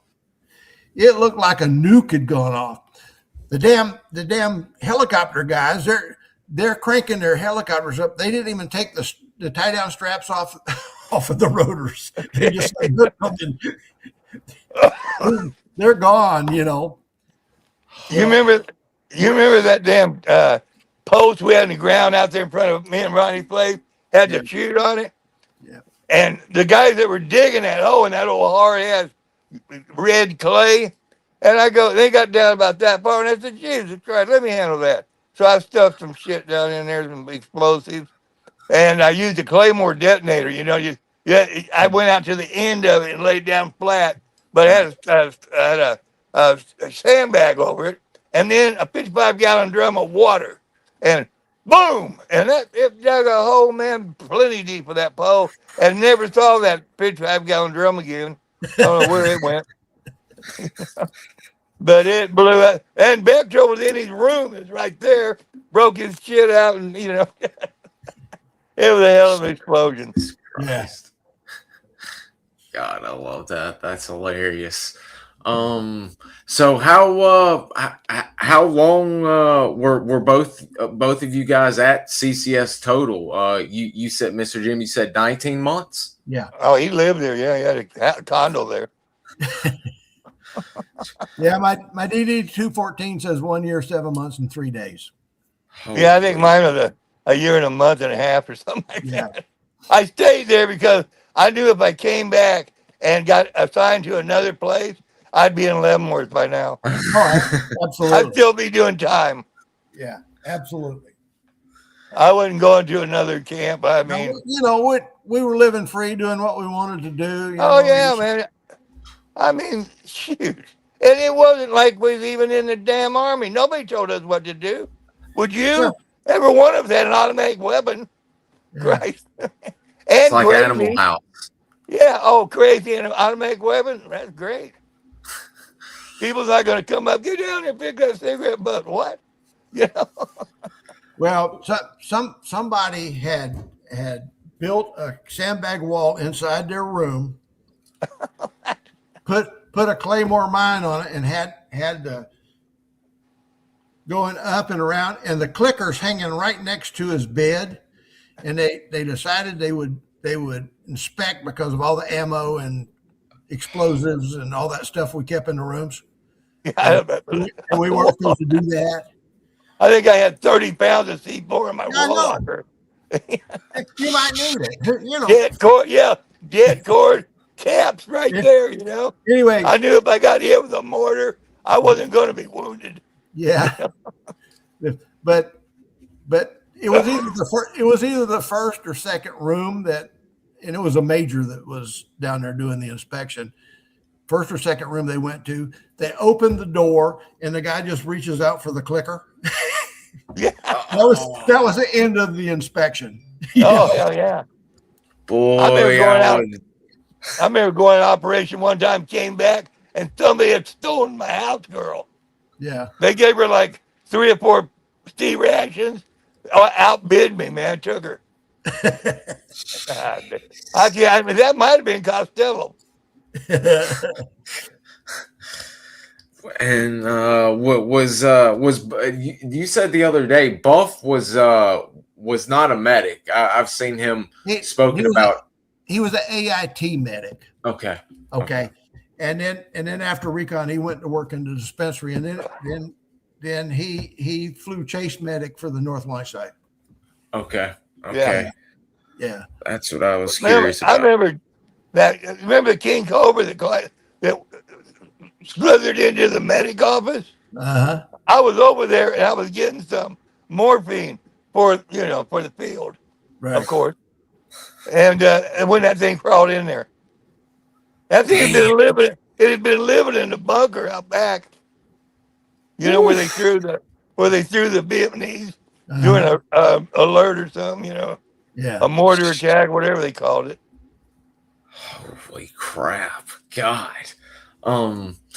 What I don't know how long we want to go. We're about at an hour 45 here, but some of we never hear Jerry Shriver, of course, but you guys personally, who are some of the CCS legends that people should know about? Well, obviously Jerry. Okay. He was there a long time. He was there a long time. But, there's a lot of things about unapproachable. That was all bullshit. Yeah. I sat in the club many times with the drinking beer. And Dale and I have talked about this before because they put all this crap on the internet, about Shriver, and most of it's just plain not true. Exactly. Jerry was a great guy. He was. Everybody talking about how they were afraid of him, all that bullshit. Jesus Christ. No. And I had a lot of conversations with Jerry, and by conversations, I mean, he talked and I listened, but we didn't talk about combat. Okay. I don't remember ever talking to him about it. No. Talking about who could shoot the dartboard with a 9mm. Yeah. The closest we came to talking about combat, he told me one time, he said, Jim, this war is going to end soon. And I don't think I'll survive that, Oh, he was there, man, for what, 3 years, 4 years, something like that. I don't know how long he was there, but it was a long time. Now, I've talked to some of the officers that he worked under, and and more than one of them have told me that he definitely needed to go. Go home, get out of the war. You mean? Yeah. He'd have shot somebody when he came home anyway. God. Probably. Oh, I'm pretty sure he would have. Probably. And people have asked me about those private conversations we had, and I do not share them because they were personal. Mm-hmm. Yeah. Yeah. They weren't what we're talking about. Yeah. Not for public consumption at all. No. He was a great guy. I liked him a lot. I did too. I got along just fine. Yeah. And the only time I saw him do some of the stuff that you hear about was when Krause took a crap in the club and somebody was beating on the dog, Oh, that's a dumb move. You don't. I mean, just beating on a dog bad enough, but beating on Jerry's dog, I don't know. No. There's no excuse. He would not be accepting an excuse for that. Yeah, but some of the things, some of the people I think of as legends would be like Jim Boland. You probably heard of him. I know Jim. Yeah. Yeah. Didn't Boland show up? But you remember when you invited me down to the John Day River? Wasn't he there for that one? No. Winters was, right? No. Who all was there? Somebody lived there, didn't they? Yes. Stockdale and his brother John had cabins there. Okay, that's what it was. And the Stockdale South Fork of the John Day? North Fork. North Fork. Yeah, I've been down in that area a lot. Yeah. The Stockdale brothers owned both sides of the river a mile. Really? Yeah. Damn. And I wish I'd have known that. I could have gone elk hunting there. Yes, you could have. Yeah. Because I went through there all the time going elk hunting, Yeah. For 20 years, I lived in Bend. Yeah. I didn't live in Bend that long, but I lived. You lived out in Tumalo, right? Huh? You lived in Tumalo? Yeah. I lived out there in a trailer for a while. Well, I bought that place out of Tumalo. We're getting off subject here, but I bought that place in Tumalo for $34,000. It's 5 acres, but it was a repossession, and I did not make the high bid on it when it was bid, but it was the Oregon VA that had possession of it, and I was a veteran, and the other guy wasn't, so they let me match his offer. Tumalo was a nice little spot, man. I liked it up there. Yeah. Quiet. Yeah, it was, but I made a lot of money when I sold that, by the way. I bet. Yeah. It was still $30,000 for all of that and the acreage and all that. Jeez Louise, imagine what that'd be worth today. God almighty. I had a little 5-acre dairy farm farther, you turn it Tumalo and go farther. It was out there in the country. that I just rented, but there was no cows. I mean, I had 2 goats. Yeah. It was an old dairy farm, but it was Yeah. nice up there. Well, talking about it being worth more, Bud, I paid $34,000 for it. The last time I saw it for sale, they were asking $695. Ooh. Yeah. Oh, Yeah. And I The kicked land. myself when I saw that. Well, you know, Ben, when I moved to Ben, there was 13,500 people. I know. And now I still talk to people there, you Yeah. know, and it's like over 40,000 people there now. Yeah, that's 40,000 in the city limits, but if you go to the surrounding area, It's built over up. 100,000. Oh, God. Yeah. They said I wouldn't even want to go there. And I wouldn't. I'd go to Eastern Oregon before I went there. Yeah, but I know people there. Yeah, but I taught math in Burns for 8 years, and we would go to Bend. Of course, we'd either go to Bend or Boise, for having some time off because there's nothing in Burns. But Burns, Oregon was actually Burns Hines. They're back-to-back towns. Literally, the back of one is the sign for the other, But 5,000 people. The county is over 10,000 square miles, and it had 7,000 people in the county. Well, this county I live in here, I think they got hotels in Vegas got more people in them. Yeah. There's nobody. We got one light in the whole county. It's a blinking red light. Yeah. And that's it. Oh, and I've been here over 30 years, and it ain't even, it's nothing. Nobody ever comes here. Yeah, And I'm in between Savannah and Brunswick. Yeah. Yeah. You looking at that picture, Dale? It's a hell of a lot.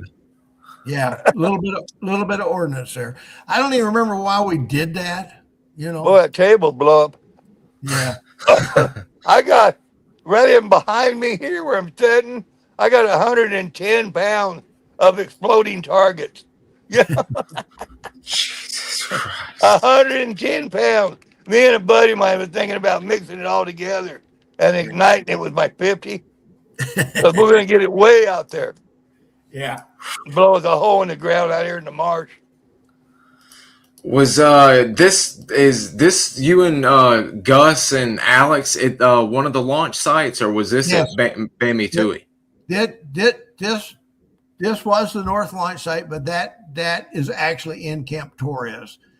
This is this is one of the times that we launched out of Bami-Toohey. Okay. Wow. Okay. Yeah. Damn! Look how young y'all are. I know.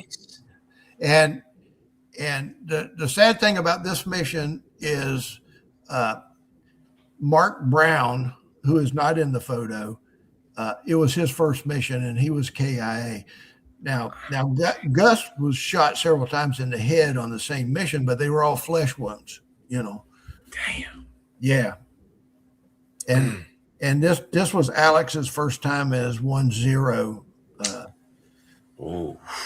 Yeah. Yeah. Bob Bost had been the 1-0, but they had sent him down to the South Launch site to be like the DCO down there. So We're trying hard to get both Gus and Mr. Alex on to talk with us one day. I think those two would be great as well to have on to share. Well, I love those guys. We stay in touch, and I think you heard that. I've been over to the Orlando area twice to see Alex, and Bob was with him one time. Bob's not doing well. He was using a walker, and he's had a stroke. And he was getting up in age in 22 when I saw him, and got to see the Hammer reunited in 22. And but he at least walked me through some missions and all of that. So he still seems to be at least. Yeah, but kicking. it was Hatchet, not Hammer. Hatchet. I'm sorry, Hammer. I'm always mixing up the tools here. Well.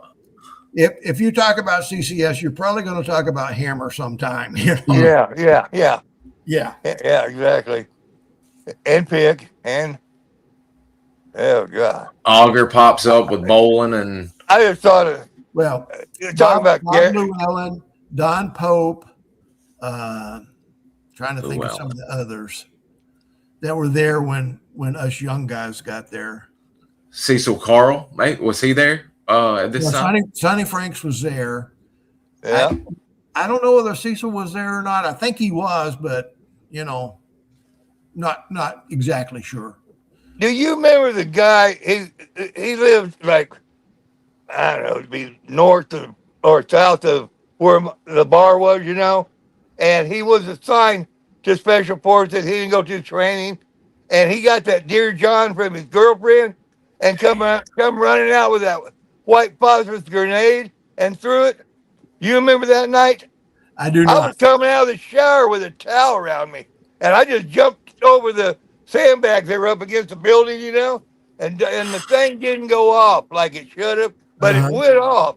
And I talked to that guy. He goes, "Well, you're not going to tell go down and tell him." I said, "No, I'm not. You are, though." God. Idiot. God, he's mad because his girlfriend. Well, hell, why did he leave with a girlfriend over here anyway? Yeah. Hell, I dodged my girlfriend for a month. She wanted to get married. I mean, I went out with some gal from Texas, and Doc Sharon ain't seen her since.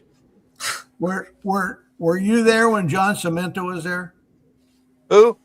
John Cementa. Yeah. Oh, yeah. We called him the Mad Bomber. Okay. He threw a grenade over the barracks, and Well, that guy, wasn't he an Italian guy? Yeah. Yeah. But I think that's the same damn guy. Oh, really? Yeah.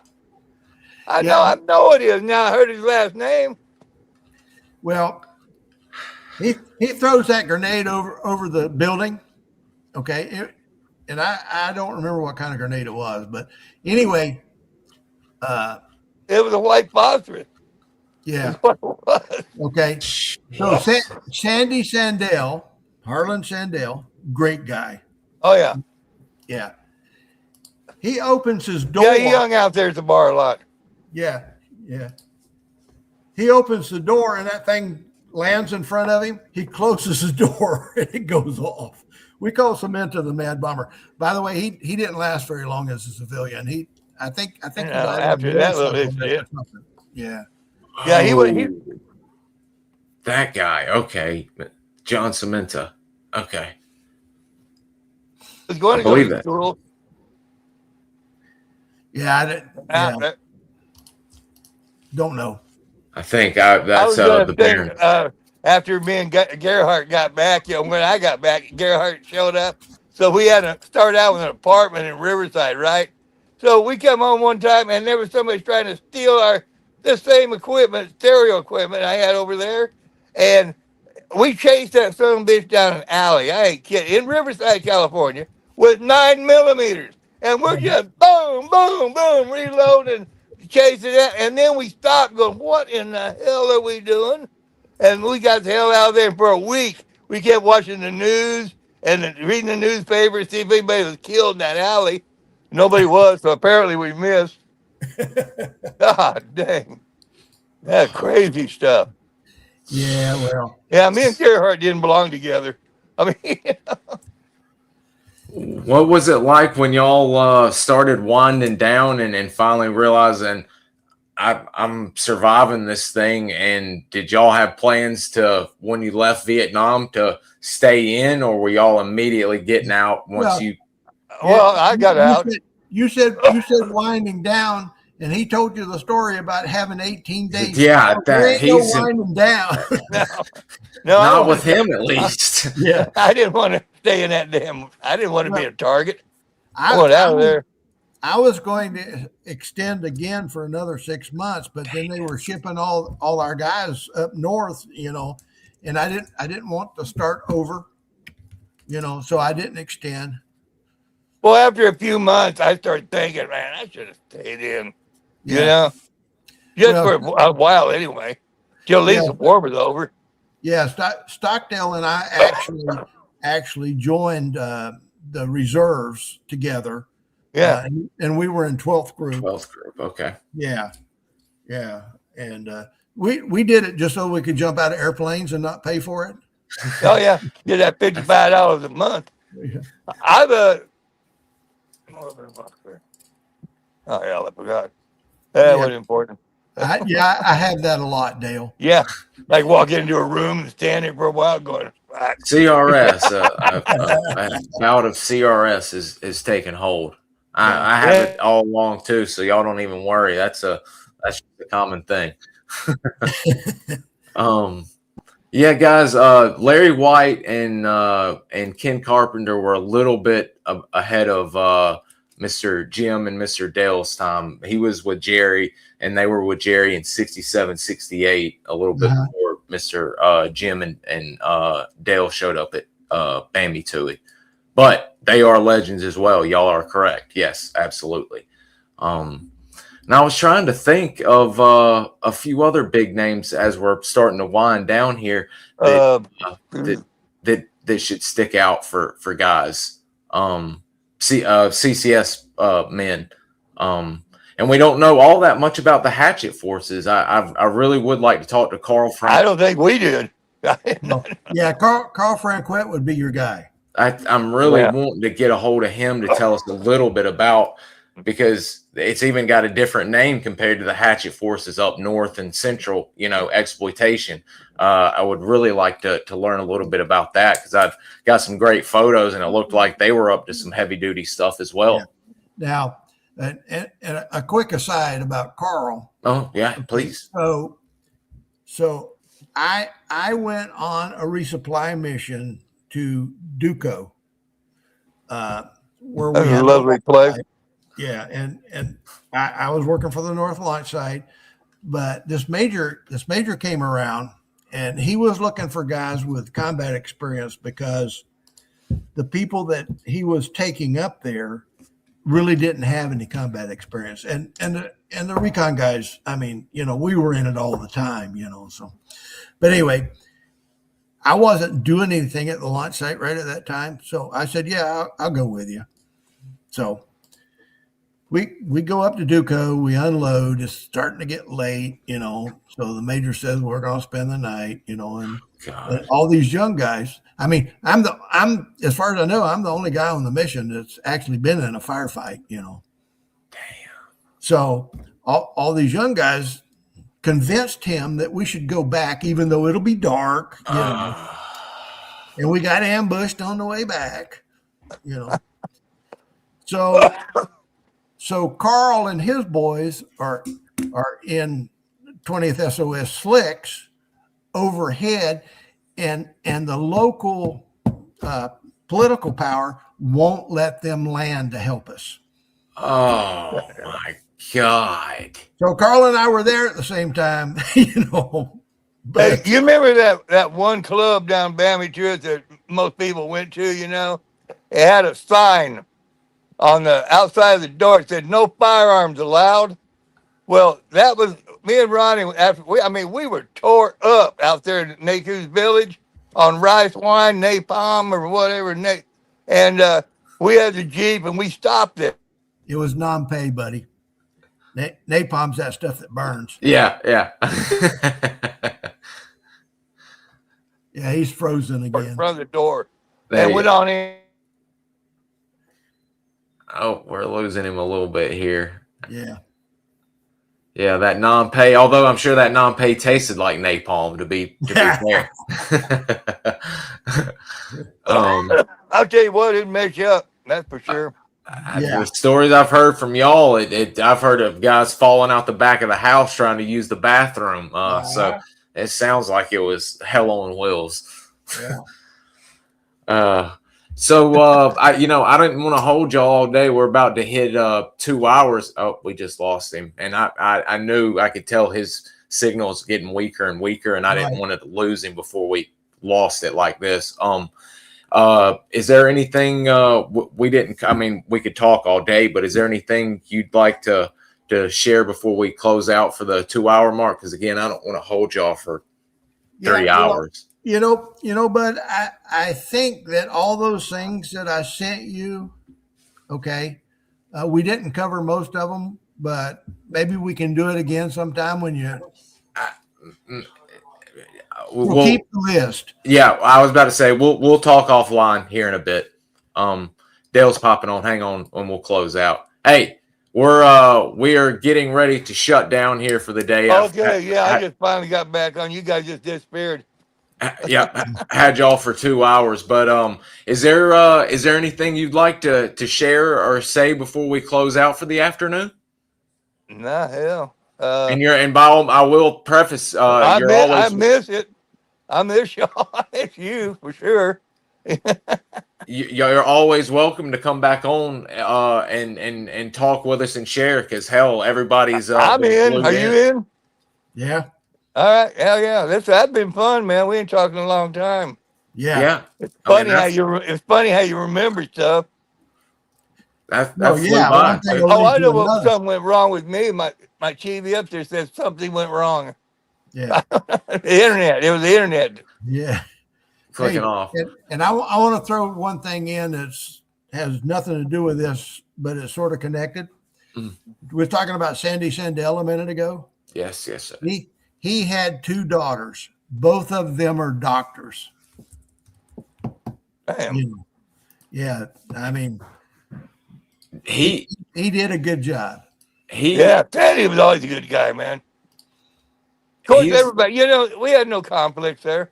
No. None. Well, we did, but not. There was some stuck-up people down the other end of the barracks. Well, yeah, there was that. Didn't want to come to our parties. Well, hell, that's fine. Yeah, and some of the officers didn't like the way we acted. Yeah. But at least Madam Moore showed up. Yeah. Oh, let me throw in the Madam Morrison mustache thing, okay? So word came down from on high. By the way, we had a signpost in the middle of the camp, and a arrow pointed towards Recon said Dog Patch, and the one pointed towards said Manhattan.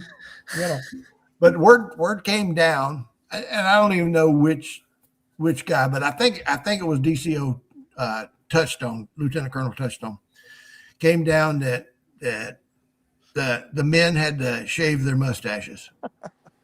Okay. I was just growing my breath. This is the same one I had over there. And Matamora sends a message back to on high. The men will shave their mustaches when I shave mine. Oh. Yeah, which would be when he takes a notion. That's right. And there's one thing. One thing you didn't mess with. A sergeant major. That is correct. Didn't mess with. Look at that. Okay, so yeah, that was a good time. That was in Billy Wilson, Fred Winters, and Brian Stockdale's room down the other end. Yeah. So seated is Brian, me, John Gunnison, John Buff Costello, Larry Woods, Fred Winters, Billy Wilson, and Don Pope. Hell of a group. That's a good picture there. Yeah, that's a good picture. That's a flag behind you there. I like that. Yeah, I've seen that flag before. Yeah, you have. I've seen those guys before. Yeah. Gosh. All good guys. Costello lived down in our group. What's he doing down there? He just lived down from me. Yeah.